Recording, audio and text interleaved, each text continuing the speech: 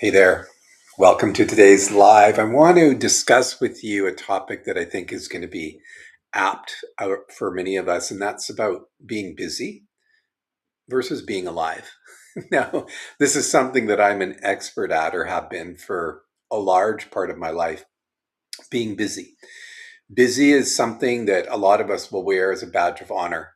It proves to us if we tend to be a little bit more of the achieving type, the type A that likes to get things done. It can make us feel like we're accomplished. It can give us a sense of being successful, even though that's all relative. Um, we get stuck in a lot of routines quite readily. So we humans, we like order. We like, most of us, we like our routines. And when they're established, we don't like to be bumped out of them. But sometimes these routines have just come out of a place of habit, a place of starting to do things a certain way and then establishing that as the order, the rule. And that routine is what drives us. Rarely do we take time to step back and audit some of that stuff to see if it's actually serving our highest good. Is it actually helping us in our lives, whether that's in our personal lives or in our professional lives? So, routines, which I strongly advocate because I think having order is much better than having disorder. But when routines become, we become super attached to them, they can, like I said, become super problematic in certain ways. So, how do you navigate that road of routines so that it's balanced and healthy versus it being the framework or foundation for your busyness, right? So I'm going to talk about some antidotes to some of these things, but I want to list four of the challenges that are part of this whole busyness ethos that many of us live in. The next is, thank you, mobile devices, distraction. So technology and its proliferation and, oh my gosh, acceleration over the last 10, 20 years, those of us who are, I'm going to be 61 shortly. Wow, what we've seen change in the last 2 decades in terms of technology is absolutely stupendously, ridiculously amazing. But what it's done is created such a culture and a norm of distraction. So these constant scrolling and swiping on the different apps on our devices. It's problematic on a number of ways, but it takes us out of focus. It takes us out of singularity of what we're doing, and then we become multitaskers times 1,000. Research already shows that multitasking is the least efficient way to live your life. Some of us wear that too, like a badge of honor, that we can do 13 things at once and be so proud that we're doing them. But research shows that most of what you're doing poorly. So multitasking is not something we want to award or reward ourselves for. And the distractions, how they become so prevalent and so powerful is that each time you do a swipe, it's a dopamine hit, right? So not only are you looking at something and intellectually yes knowing, but every time you're doing a swipe, there's a chemical cocktail release in your body, and then this becomes highly addictive behavior. And I know we don't like to talk about addictions a lot, but we need to, right? We need to talk about and look at where we have these attachments slash addictions and how they're starting to rule our lives in many cases.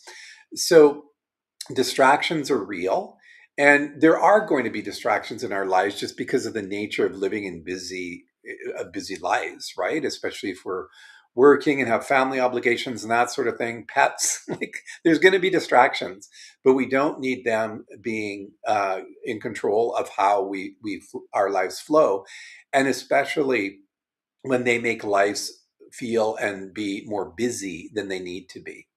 So that endless scrolling is a super powerful example of how we can be distracted a lot.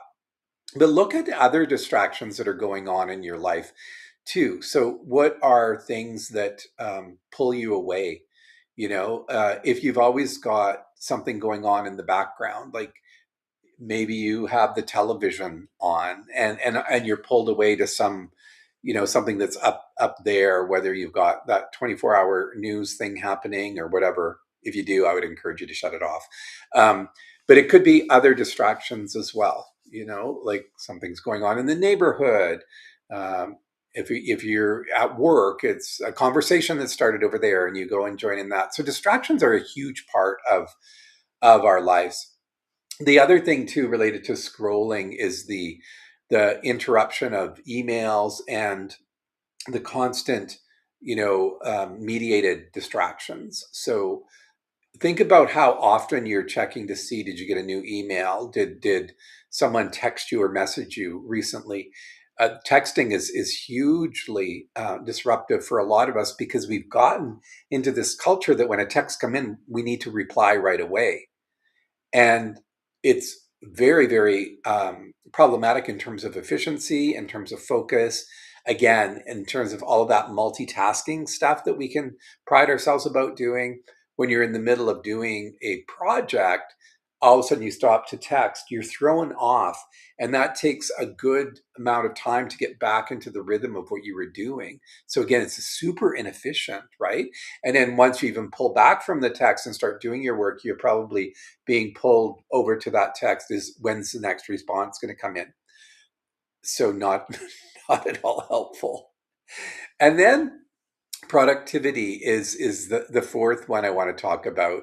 So when we're being super busy in our lives, it can feel like we're being very productive, right? It can feel like we're getting shit done. And this is what in the coaching world anyway, we call busy work. And I've been a champion of busy work. I don't mean that in the right way, but that's what I've been doing for a large part of growing my business, where I work with men, I do coaching, I do this kind of thing, I do group work. But what we can do is find ourselves in the trap of doing busy work that's not actually adding to our productivity in a beneficial way. So, busy work is one of those things that we need to really assess and determine, is what I'm doing really essential to what I'm trying to create here? There's other ways to look at productivity too. If you're not in the workforce any longer, it can be about just getting stuff done around your home, your tasks, your the things that you want to achieve, and how much of that is on point and directed and focused, and how much of that is being pulled over to this, to that, to the other thing. Those impromptu, oh, I should do this now, instead of having a little bit of a plan around how you're going to navigate all of that stuff, how you're going to look after the house, the garden, whatever it may be that you're looking after and attending to. So routines, distractions, endless scrolling, and that in the scrolling will add the whole email, texting, distraction stuff, and just how productivity flows in our lives. So take all of that and flip it on its head and look at, if we're going from being super busy and priding ourselves on that to, well, what does it being alive look like? Which of these two is going to enhance your quality of life better? So, being alive looks like more connection. It looks like being able to have real and committed and deeper connections and communications with other human beings. Now, this could be mediated through a platform. So it could be online virtual stuff, but it can beneficially be live connections as well. So, how are we connecting with others? Where might and how might we be avoiding some of that stuff? Maybe we're hiding behind our screens rather than actually taking time to have conversations. So this is one of the areas. I'll use the business area again, and I recognize some of you may not be in that domain, but it's a good example of how it works. So we can be building our online profiles and trying to create and generate clients and that sort of thing. But if we're not actually having conversations with people, it's all a bit of a mug's game, right? We're avoiding what needs to be done because without connections and conversations, you're not actually building anything. You're putting a bunch of stuff out there and crossing your fingers and hoping to God or whomever that things are going to work. So connection is key to being alive. And that aliveness is, if it's not in the business realm, in my example, it's about reaching out to friends, acquaintances, maybe who you haven't connected with in a while, and touching base. Aliveness is thriving through connection. And then the other thing that's really important, and it's a little bit more challenging perhaps, is purpose. Now, I've worked in this area for 2 decades now, trained in a beautiful process back when I worked with my first teacher for 15 years on looking at and unveiling, well, what is our purpose here? In the ancient Vedic texts, there's a thing called Parashruta, which tells us that there's these four primal desires in humans. And when we tap into them, that's when we most thrive and feel alive. And they all kind of relate ultimately to purpose. And what are we doing here? Why am I on this earth? What is it that I'm set here to do? And oftentimes we confuse that with career choice. Well, no, this is much deeper and much bigger. Think of it as the whole blue sky, if you want to use that term. These bigger notions of why am I here? And we all have this within us, but the thing is, it kind of gets lost somewhere along the way. And so we can use tools and techniques to deepen our sense of purpose. Some of you will already have a knowledge and have connected to that more deeply and readily, and you know in your heart that you're living your purpose. But a lot of us, especially in midlife, we get a little bit of this angsty stuff going on, and it's kind of like, I've been successful in my career, I've got the relationship and all that stuff, but I kind of am feeling like something's not quite there. Something's missing, right? That's what we're talking about here. There's a deeper connection to purpose.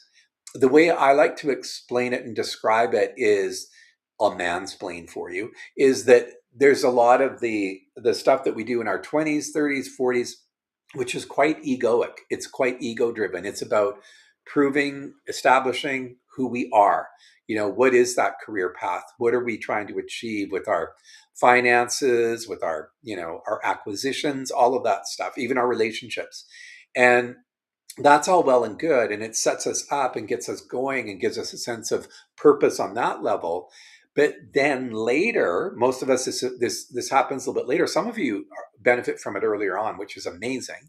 But then in that midlife, call it the crossroads kind of thing, we kind of go like, yeah, this is good, but there's still something missing. That's what we're talking about here. So how do you tap into that? Well, you work with someone who can help to guide you that way. There's lots of tools and resources as well. Now, this isn't the superficial, I don't want that to sound super judgy, but it's not some of the superficial work that some coaches will do around, professional purpose and stuff. This is the soul driven stuff that I'm talking about.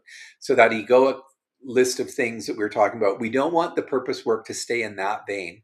We want it to go much deeper. So there's a lot of a lot deeper inquiry, which is required to kind of tap into this essence of your being and who you are. This is particularly important again at this stage in life because a lot of times that shifts. Where the earlier stages, it can be a me kind of focused. I'm this, I'm blah, blah, blah.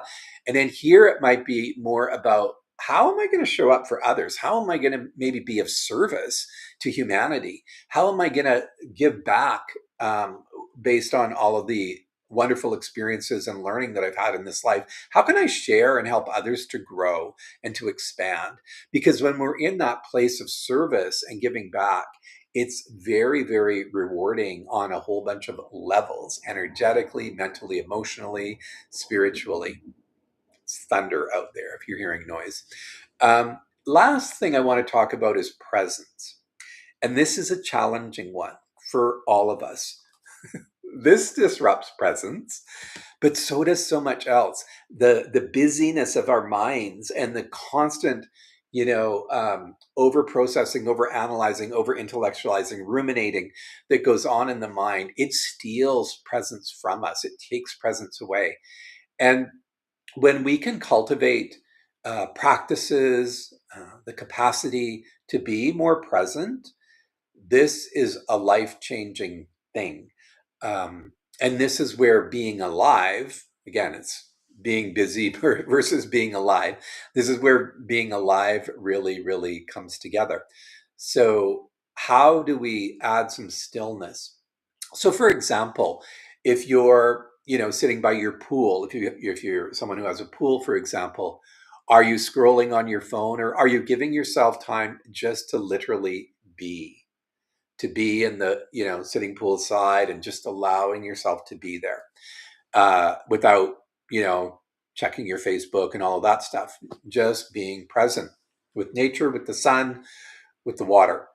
Uh, and speaking of nature and sun, getting into nature and being really purposefully present while you're doing it, most of us know that experience, that nature has a very healing kind of energy to it. That's why, because when we're there, we can we can be really, really present. Sometimes we need to be really present because we might be walking on paths that are uneven, all of that sort of thing.